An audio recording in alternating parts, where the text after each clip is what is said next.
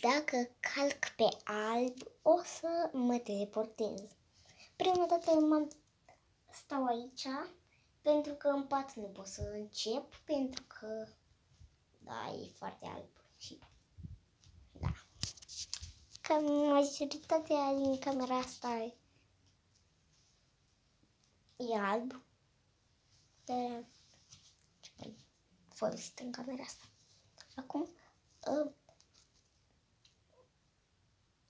hai să...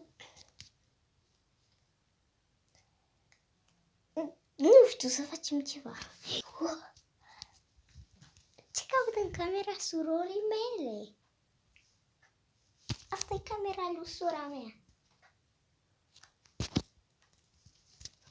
O să mai ating alb să văd unde mă duc. Hai. Baterie.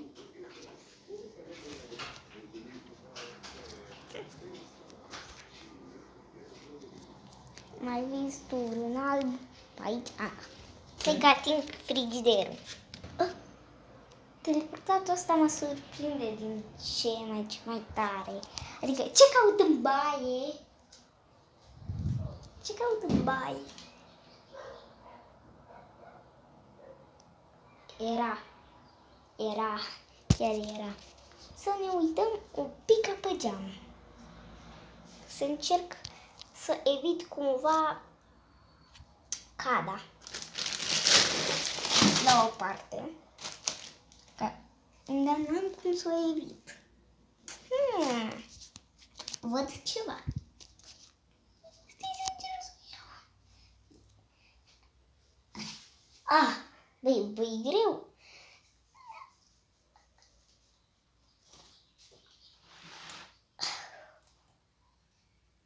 E ud. Hai că nu mor. Nu mai muri 2 secunde. 2 minute că... Bă, dar e ud. E ud. Și nerviază la picor. Las că mă... Ok, nu te mai zice cu un picior pe el. Dacă eu mă spăl cu el. Ok. Bă, să nu ating asta. Aoleu, încă iud. Stați un pic aici. Stați un pic. Știu că nu mai vedeți nimic, dar...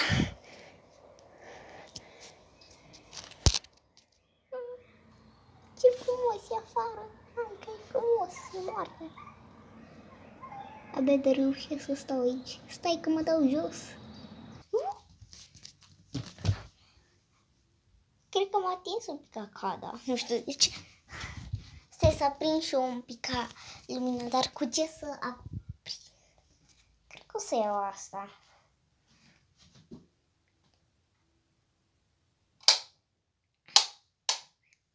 Am reușit.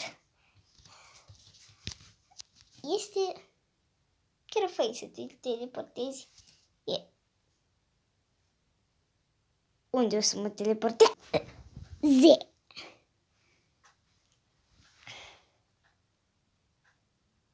Ce caut aici? Iar în camera surorii mele. Cred că nu mai mă teleportează în alte camere.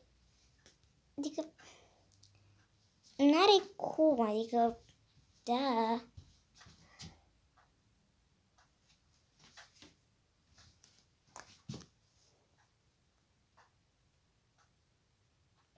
Cum ar fi să mă teleporteze în foișor? M-a teleportat în foișor. Vreau să ating alb pentru că este foarte frig. Ce frig era. Deci... Vreau să mă pun în pat și m-a teleportat. Pentru că știți că patul are... Patul meu, pătura mea, are alb. Și ce caut pe biroul surorii mele? Sunt pe el. Ce caut aici? Dar să încerc să nu mai ating alb, gen... Habar n-am, uite, pereții sunt pe Ce să mai fac și eu? Da. Să încerc să nu mai ating al. Nu cred că sunt. Așa, deci. Pa, pa! Ăsta a fost clipul.